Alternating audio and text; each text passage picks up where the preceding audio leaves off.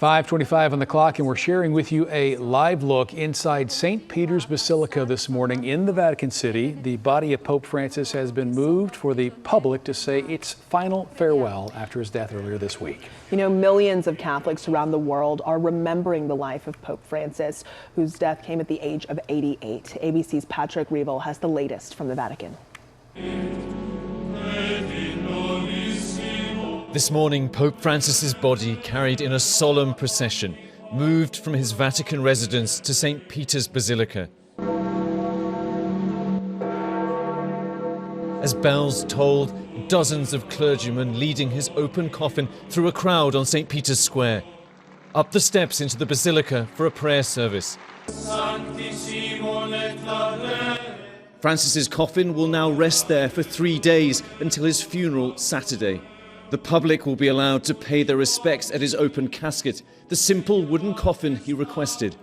World leaders already announcing they plan to attend Saturday's funeral, including President Trump and First Lady Melania Trump. Among them also Britain's Prince William, Ukraine's President Volodymyr Zelensky, as well as many European leaders. The world's attention will also soon turn to who will follow Francis and the conclave to choose the next pope.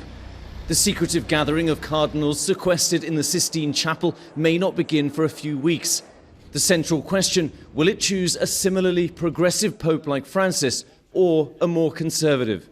ABC's James Longman meeting the Morrison-Sherritt family from Washington, D.C. What do you think made Francis different for you?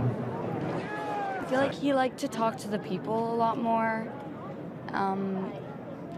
I feel like he was a lot more open. I'm hoping that the next one will be a little more conservative, to be honest. Really? Yeah.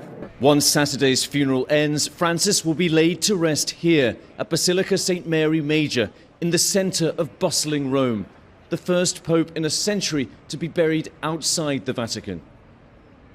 Thousands of people are now expected to line up to see Pope Francis as he lies in rest here until the funeral on Saturday.